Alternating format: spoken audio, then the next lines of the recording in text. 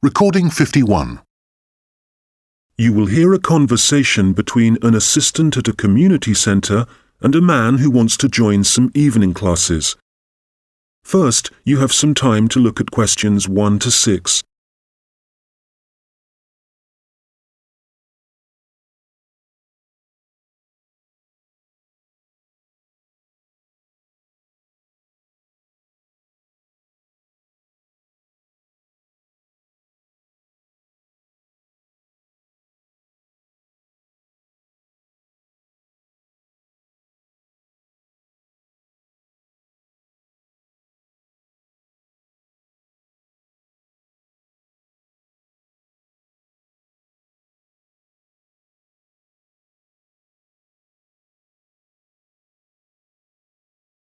Hello, Eastwood Community Centre.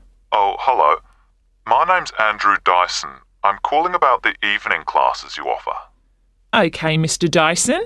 Are there any classes in particular that you're interested in? Yes, you've got a class called Painting with Watercolours, I believe. That's right.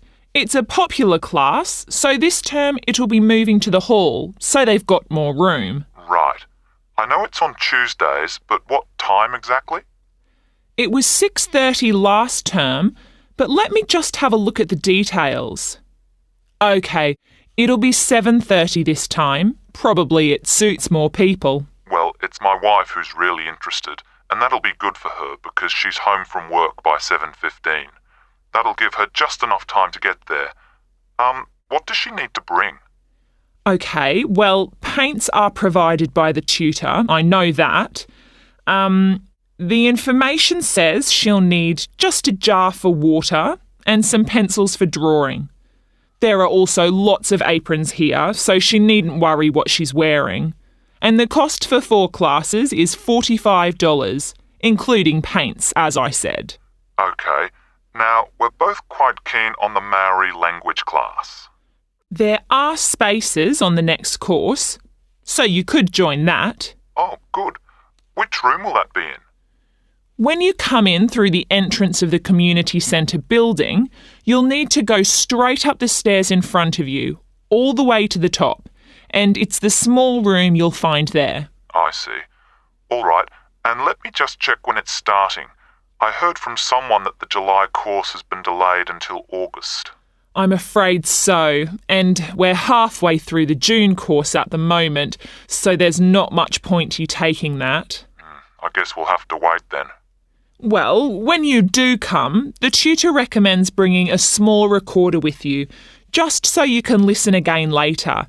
And the cost for 5 classes is currently $40. OK, useful information to know. There's one more class I'm interested in. That's the digital photography class. Oh, I've taken that class myself. The tutor's very good. That'll be in room 9, and it's starting in 2 weeks' time, in the evening, every Wednesday at 6 o'clock. Obviously I need to bring the camera with me. I suppose it'd be useful to have the instructions that go with the camera too? I'd say so. Some people bring along a lot of accessories like extra lenses, but there's really no need for this class. It's mainly focusing on composition, really, and getting the most out of the basic camera. That's exactly what I need. And how much does it cost? Let's see. For 4 classes, it's $35. But if you take 8, it works out as $55. So you're making a bit of a saving. $15, that is. I see. Before you hear the rest of the conversation, you will have some time to look at the questions 7 to 10.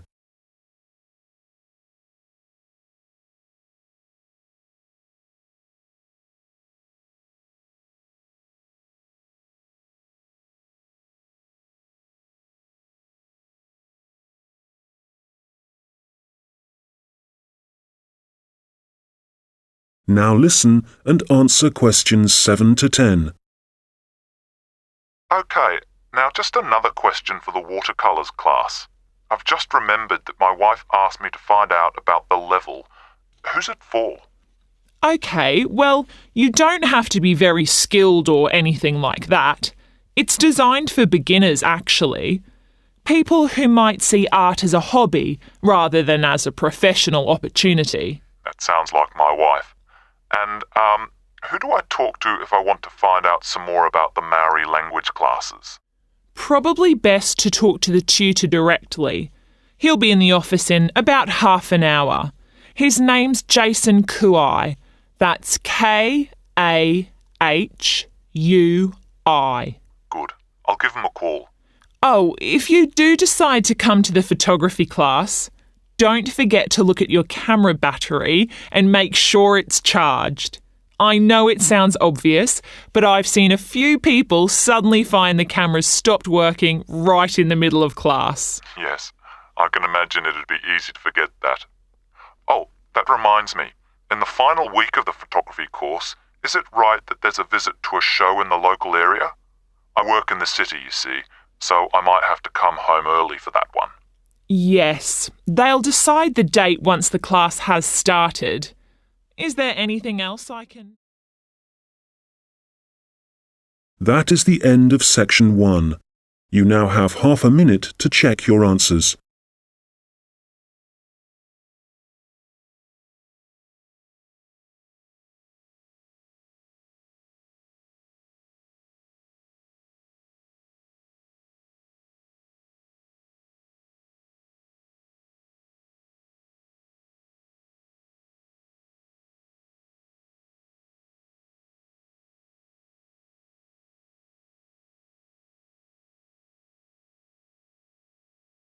Now turn to section 2.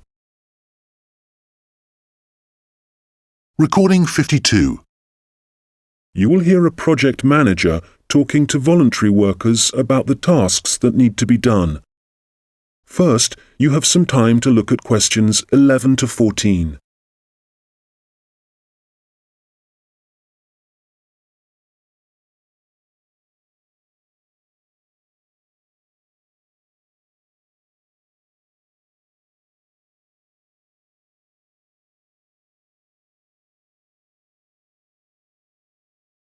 Good morning. It's great to see so many people here. Thank you all very much for coming. Well, as you know, the community gardens at Hadley Park are really not looking as good as they should. Quite bad, really. And although the local council has a budget to deal with some of the problems, we do need volunteers for other tasks. If you don't mind, I'm going to divide you into 2 groups. So everyone on this side of the room is Group A, and the rest of you are Group B. So, Group A, there are a couple of things we'd like you to help with. First of all, don't worry about any litter or empty bottles you see lying about. One of the local schools has offered to help out with that as part of their own environmental project. The priority for you will be to give us a hand with the new wooden fencing. It needs constructing along parts of the bicycle track, as there are parts which have now fallen down or broken, as I'm sure you've seen. You've probably also noticed that some of the pathways that come from the bicycle track are quite narrow, and there are plans to make them wider, but the council will be dealing with that later in the year. And they've also promised to produce some informational signs about the plants in the gardens. Hopefully, they'll be up in a few weeks' time.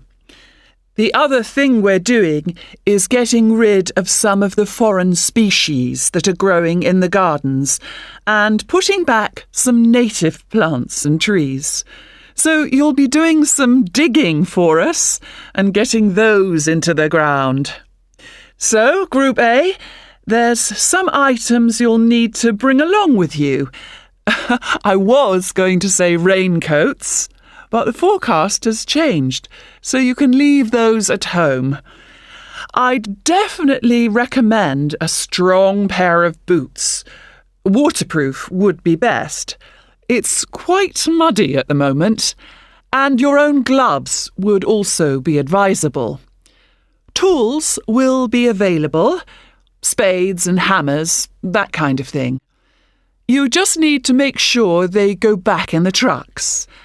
And, there's no need to worry about food and drink, as we'll be supplying sandwiches and coffee, possibly some biscuits even.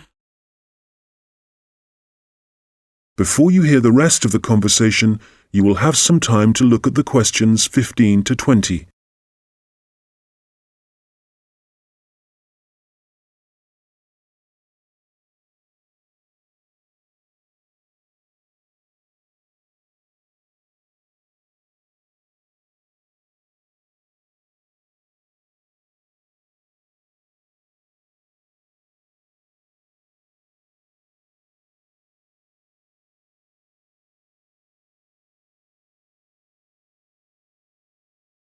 Now listen and answer questions 15 to 20. OK, Group B, your turn. Does everyone have a copy of the plan? Oh, great. OK. We'll all be meeting in the car park. That's on the bottom of the plan. See? Now, if you've been assigned to the vegetable beds, to get there, you go out of the car park and go up the footpath until you reach the circle of trees. There they are, in the middle of the plan. And you see that the footpath goes all the way around them. Well, on the left-hand side of that circular footpath, there's a short track which takes you directly to the vegetable beds. You can see a bamboo fence marked just above them. All right? OK, if you're helping out with the beehives, pay attention. Look again at the circle of trees in the middle of the plan and the footpath that goes around them. On the right side of that circle, you can see that the footpath goes off in an easterly direction, heading towards the right-hand side of the plan. And then the path splits into two, and you can either go up or down. You want the path that heads down. And at the end of this, you see two areas divided by a bamboo fence. And as we're looking at the plan, the beehives are on the right of the fence. The smaller section, I mean. Now, don't worry, all the bees have been removed.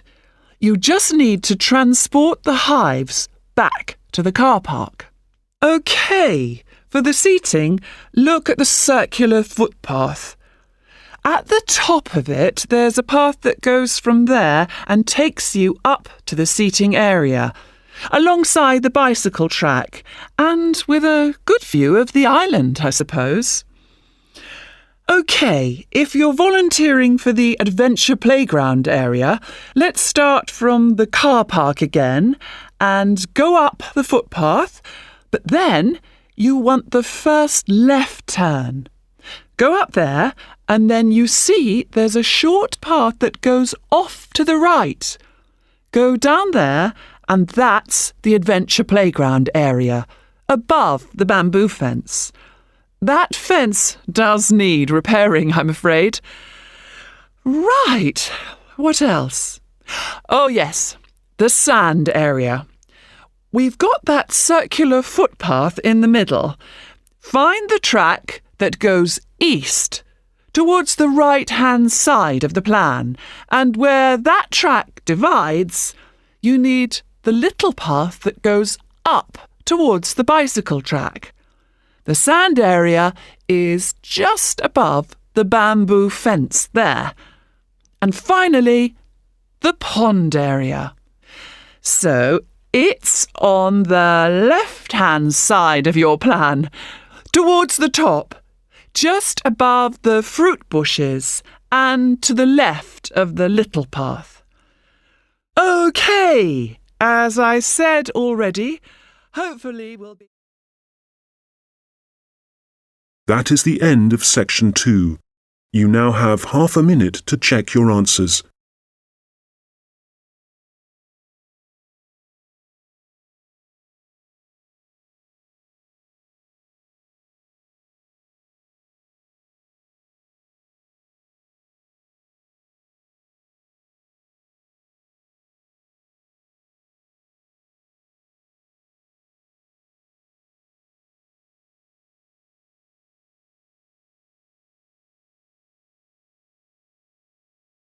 Now turn to section 3.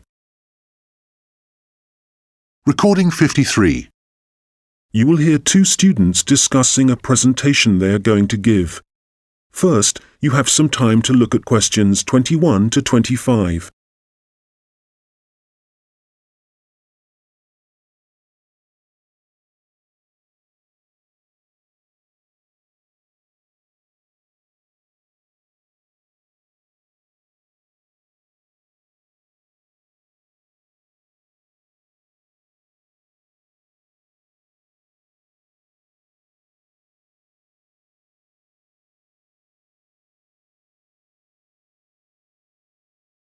Hi, Robert.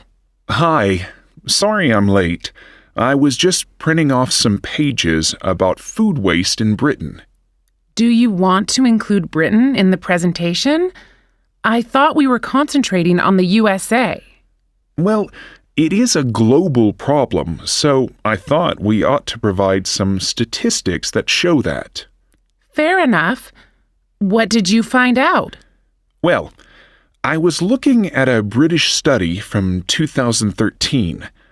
It basically concluded that 12 billion pounds worth of food and drink was thrown away each year, all of it ending up in landfill sites.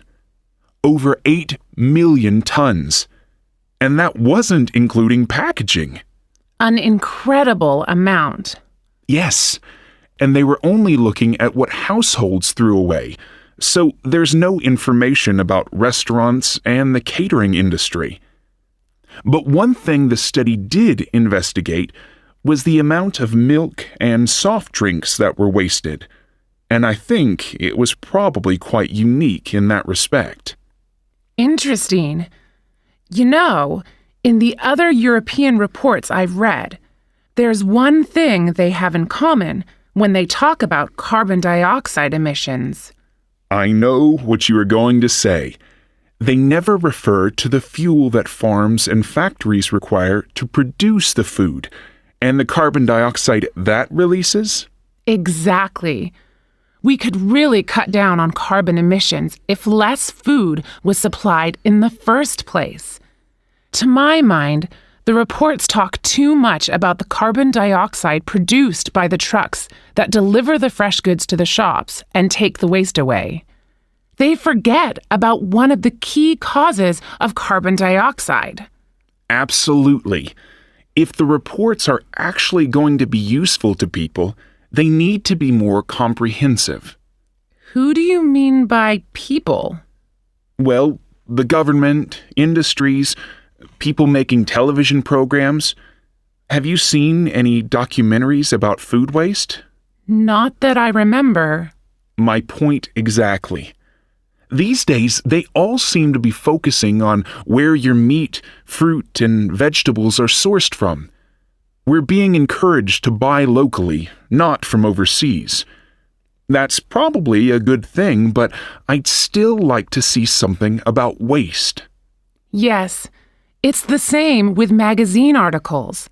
It's all about fat and sugar content, and the kind of additives and coloring in food, but nothing about how it reaches your table and what happens after it ends up in the bin. Well, we've only got 15 minutes for this presentation, so I think we'll have to limit what we say about the consequences of food waste. What do we want to concentrate on?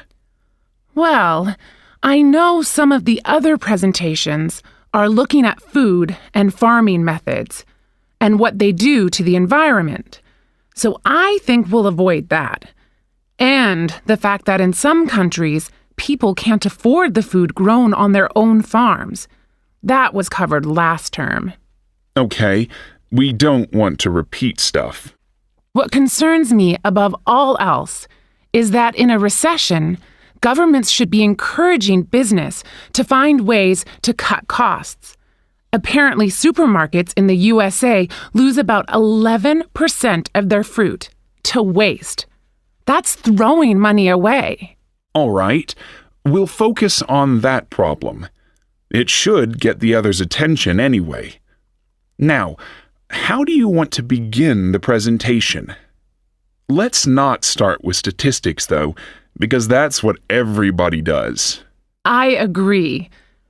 How about we give the other students a set of questions to answer about what they suspect they waste every day?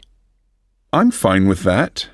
Probably a better option than showing pictures of landfill sites. It'll be more personalized that way. All right. Now let's start.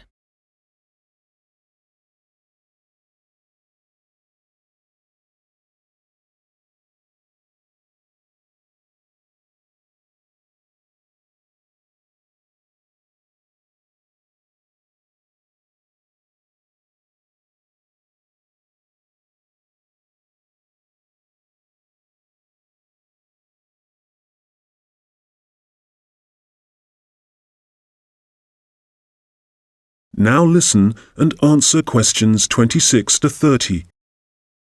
Okay, shall we now have a look at the projects that different researchers and organizations are working on? For me, the project I really liked was the one at Tufts University.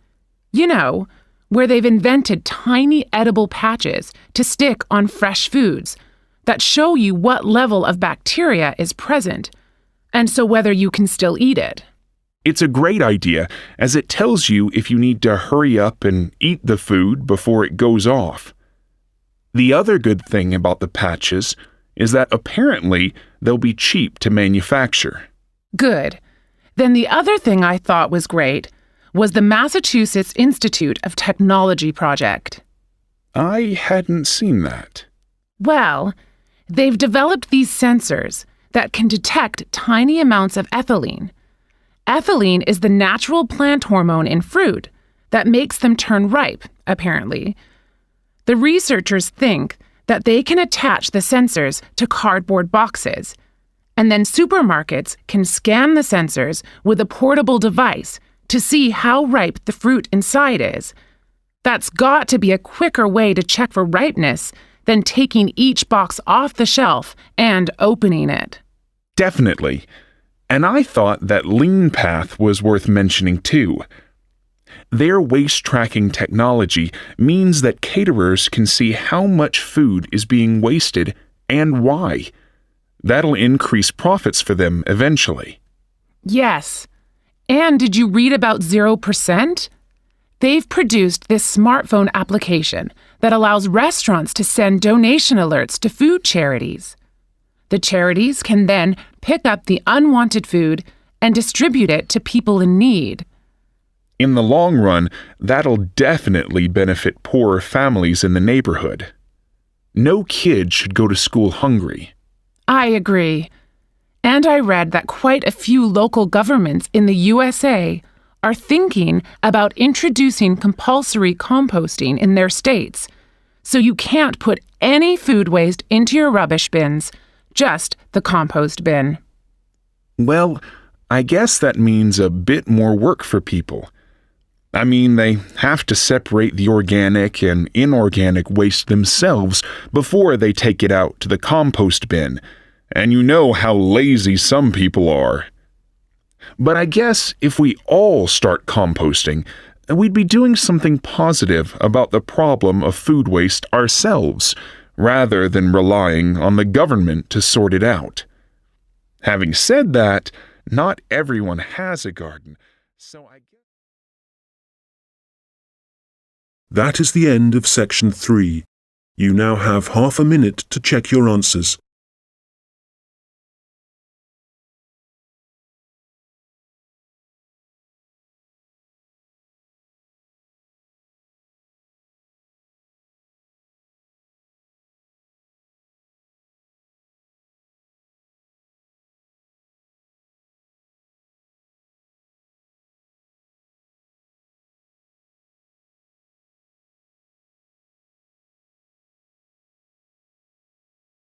Now turn to section 4. Recording 54. You will hear a lecture about Maori kite making. First, you have some time to look at questions 31 to 40.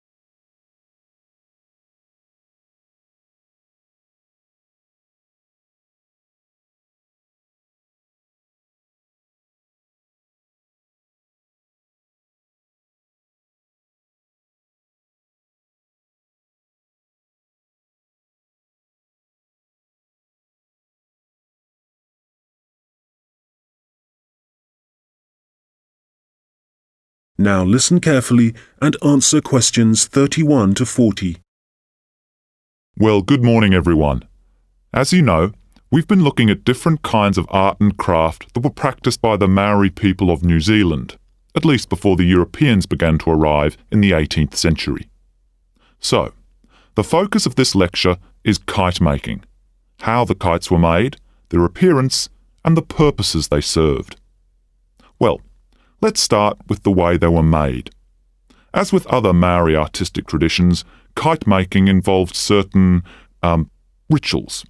So, firstly, only priests were allowed to fly and handle the largest, most sacred kites. There were rules too, for the size and scale of the kites that the priests had to follow, and during the preparation of both small and large kites, food was strictly forbidden.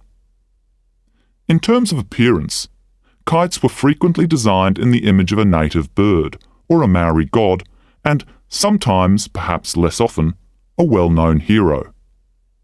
You can imagine that when Maori first arrived in the new country, in New Zealand, it may have taken some time to find suitable materials for their kites. But, through trial and error no doubt, they found plants and trees that provided bark and even roots that they could use to make the frames and wings of their kites. And after the frame had been constructed, the kite then had to be decorated. For this, the priests used long grasses, and these, when the kite was in the air, would stream along behind it. They also used a variety of feathers to add colour to their creations. Well, all this meant it was easy to see a kite in the sky, but you could also hear Maori kites. They could be quite noisy indeed, and this was because some priests liked to hang a long row of shells from the kite. You can imagine how they'd rattle and clatter in the wind, how they might completely capture your attention. As I said before, the most common image was probably a bird, and that's the same for other kite-making cultures. But the kites were designed in particular shapes. So, there were kites that were triangular, rectangular, and also shaped like a diamond. And some of them were so large it would actually require several men to operate them. Some of the kites were also covered in patterns, and to make these patterns, the Maori used different pigments of red and black, and these were either made from a charcoal base or from red-brown clay which had been combined with oil obtained from a local species of shark. Now, before I forget, if you have a chance, do visit the Auckland Museum, because they have the last surviving Birdman kite on display. This is the kind of kite that has a wooden mask at the top of the frame. It's a mask of a human head, and you can clearly see it has a tattoo and also a set of teeth. Quite impressive, and a good example of Maori craftsmanship and symbolism. Right, turning to the purpose and function of the kites. They certainly had multiple uses. Primarily, the flying of kites was a way of communicating with the gods, and when the kites rose into the air, the Maori used them to deliver messages, perhaps requesting a good harvest, good fortune in war, a successful hunting expedition. So these kites were incredibly valuable to a community, treasured objects that one generation would pass to the next. People would also fly kites for other reasons. For example, to attract the attention of a neighbouring village. This was done when a meeting was required between Maori elders, a convenient method indeed. And finally, when it comes to war, there are traditional stories that describe how when a Maori warrior found himself surrounded by his enemies, a kite could actually provide the possibility of escape. The kites were powerful enough to take a man up into the air, and for this reason, they could also be used to lower him into enemy fortifications so that an attack could begin from the inside. Well, I'm happy to say there seems to be a revival and growing interest in kite making, and